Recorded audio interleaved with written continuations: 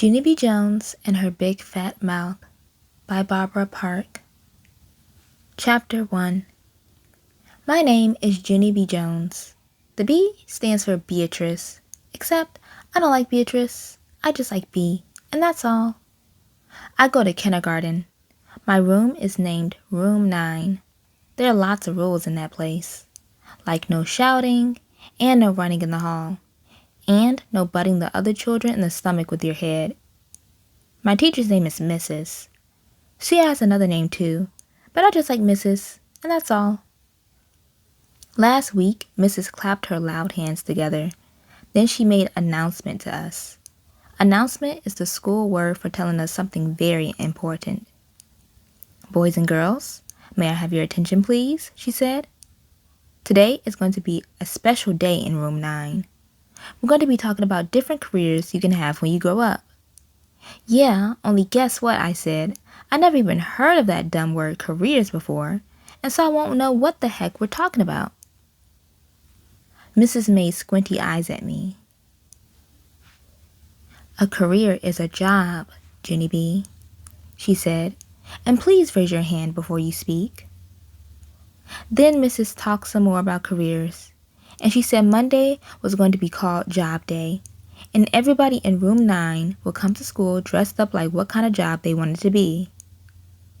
After that, Room 9 was very excited, except for not me, 'cause I had a big problem, that's why. Yeah, only guess what, I said. I don't know what I want to be when I grow up, and so that means I can't come to school on Monday, and now I'll probably flunk kindergarten. Hooray, shouted a mean boy named Jim.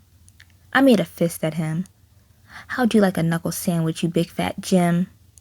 I shouted right back. Mrs. came over to my table. She bended down next to me. Please, Junie B., you simply must try to control yourself better in class. We talked about this before, remember? Yes, I said nicely. Only I hate that dumb guy. Just then, my bestest friend Lucille, who sits next to me, stood up and fluffed her roughly dress. I always control myself, don't I, teacher? She said. That's because my Nana taught me to act like a little lady. And so Junie B. Jones should act more like me. I made a growly face at her. I do act like a little lady, you dumb bunny, Lucille. And don't say that again or I'll knock you on your can. Mrs. did a frown at me. Just kidding, I said very quick. Except for Mrs. kept on frowning, and then she gave me punishment. Punishment is the school word for sitting at a big table all by yourself. And everybody keeps on staring at you, and it makes you feel like P.U. That's how come I put my head down on the table, and I covered it up with my arms. 'Cause punishment takes the friendly right out of you. And so at recess, I didn't speak to Lucille, and I didn't speak to my other bestest friend named Grace either. I just sat down in the grass all by myself, and I watched janitor paint the little cans, and I played with a stick and an ant, and that's all. I hate Room 9, I said very grumpily. Except for just then, I saw something very wonderful in the grass, and its name was 2 cherry lifesavers. Hey, I love those guys, I said.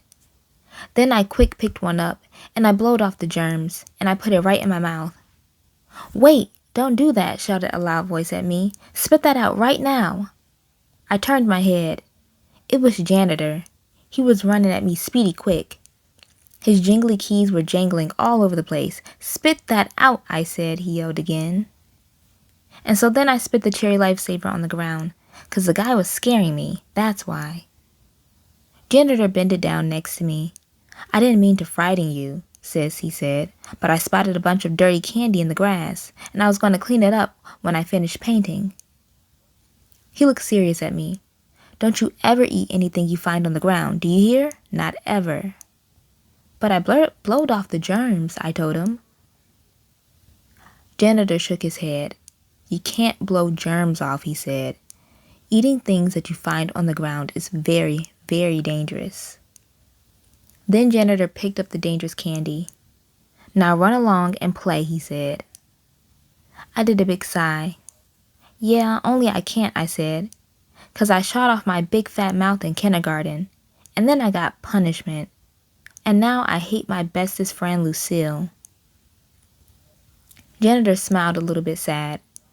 Life is hard sometime, isn't it, sis? He said. I bobbed my head up and down. Yes, I said. Life is PU. Then Janitor patted my head and he walked away.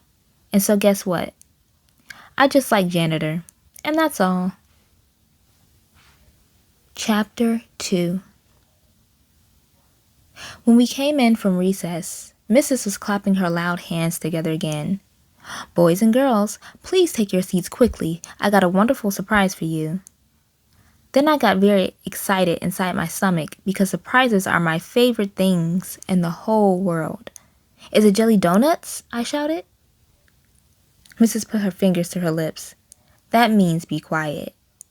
Yeah, only guess what? Jelly donuts are my most favorite kind of donuts, except I also like the creamy kind, and the chocolate kind, and the kind with rainbow sprinkles on the top. After that, my mouth got very watering, and some drool fell on the table. I wiped it up with my sweater sleeve. Just then, there was a knock on the door. Mrs. hurried to open it. Hey, it's a cop, I hollered very excited. The cop came into room 9.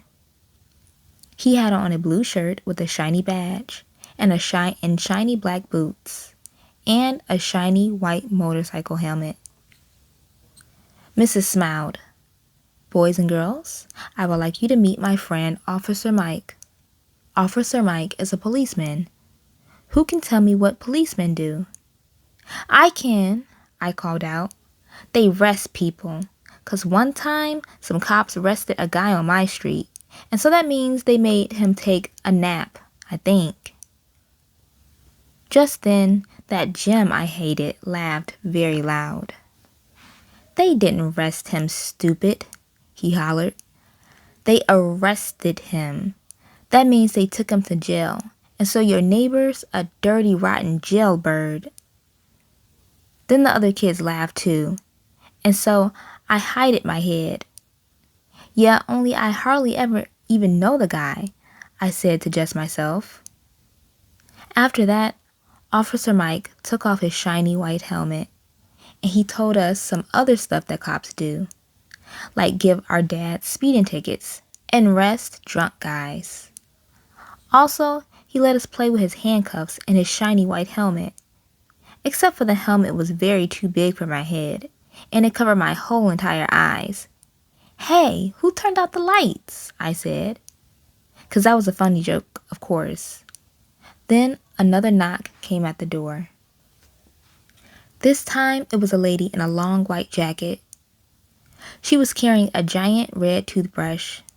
Boys and girls, this is Dr. Smiley, said Mrs. Dr. Smiley is a children's dentist. Dr. Smiley hung up some posters of teeth. Then she talked all about Mr. Tooth Decay, and she said to brush our teeth at night, and also in the morning. Yeah, 'cause if you don't brush in the morning, your breath smells like stink, I said. After that, I showed Dr. Smiley my wiggling tooth. Losing baby teeth is exciting, isn't it? She asked.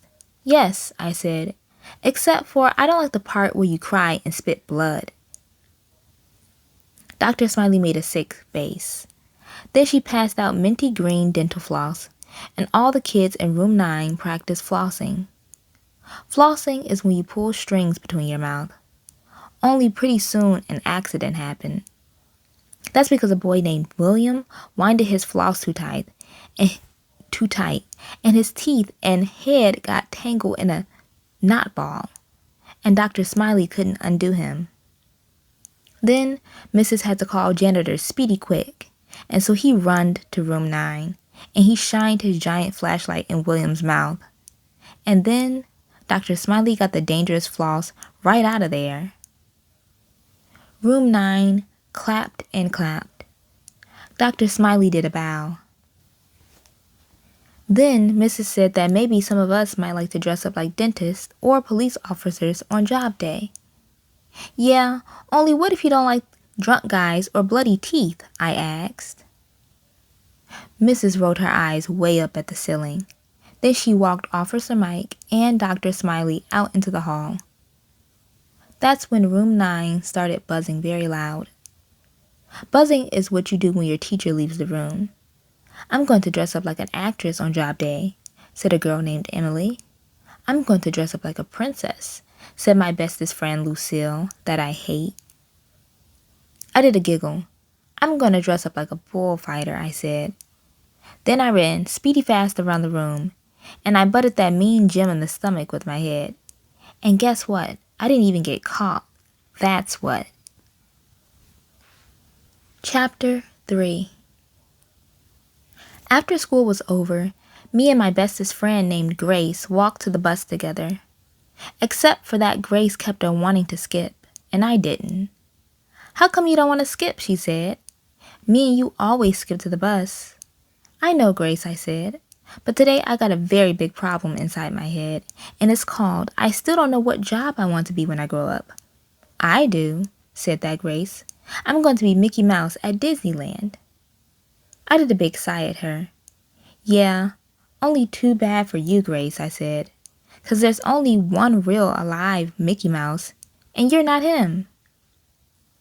That Grace laughed very hard. Mickey isn't real, silly. He's just a mouse suit with a guy inside, she said. And so just then I felt very sickish inside of my stomach. 'Cause I didn't know Mickey was a suit. That's why. What did you have to tell me that for, Grace? I said real upset. Now I feel very depressed. Then I hurried up on the bus and I scooted way over by the window. Except I couldn't get any peace and quiet, 'cause everybody kept on talking about dumb old job day.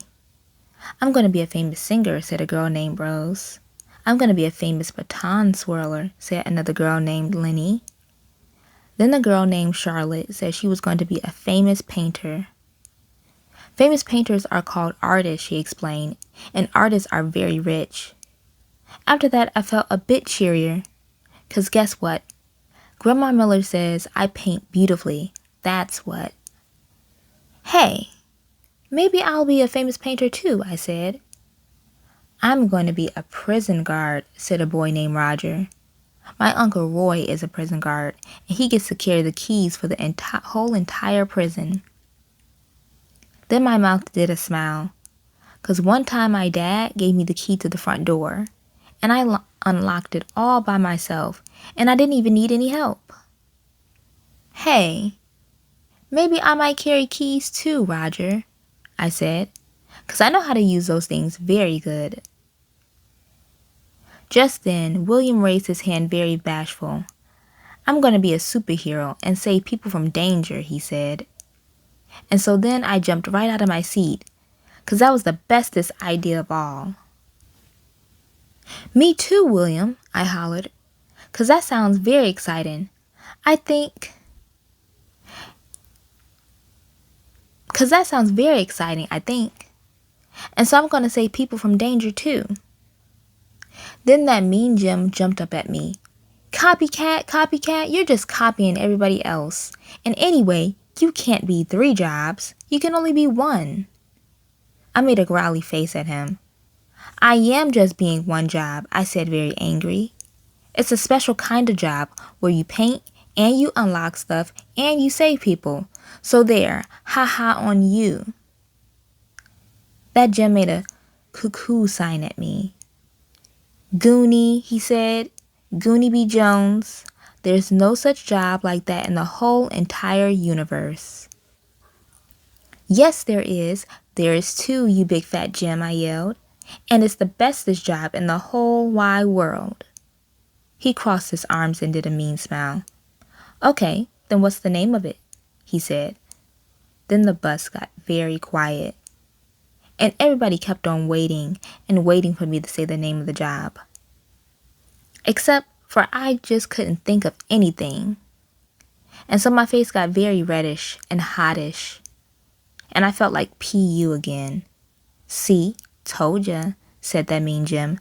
There is no such job. Told ya, told ya, told ya. After that, I sat down very quiet, and I stared out the window. 'Cause the sickish feeling was back inside my stomach again. That's why. Me and my big fat mouth. Chapter 4. I got off the bus at my corner. Then I run to my house speedy quick.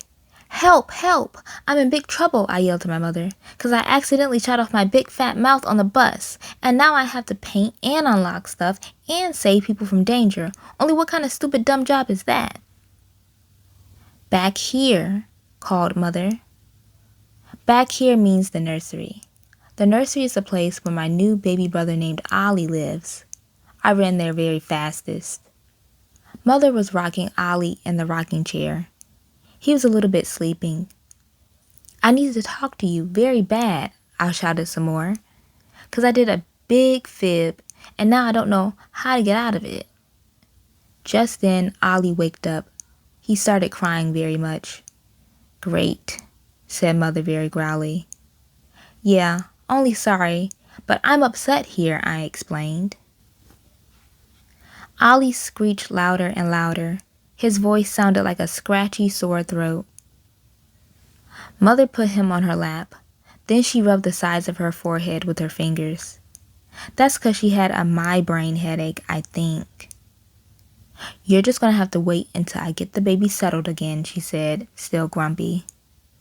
Yeah, only I can't wait 'cause... Mother butted in. Not now, Junie B. I'll be out to talk to you as soon as I can. Now please go. Then she pointed out the door. Pointing means O-U-T, out. Darn it, I said. Darn it, darn it, darn it.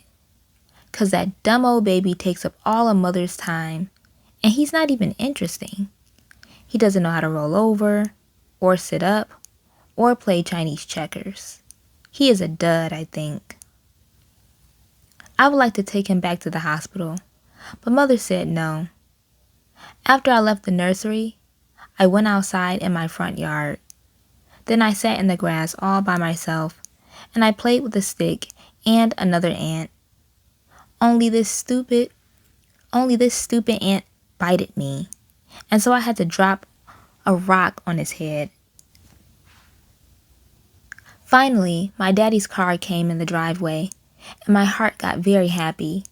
Daddy's home, hooray, hooray, I yelled.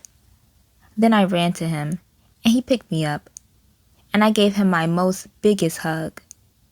I'm very glad to see you, I said, 'cause on Monday I have to dress up like what job I want to be.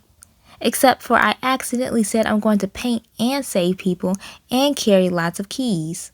Only what kind of dumb bunny job is that? My daddy put me down. His eyebrows looked confused at me. Can we talk about this at dinner? He asked. No, I said.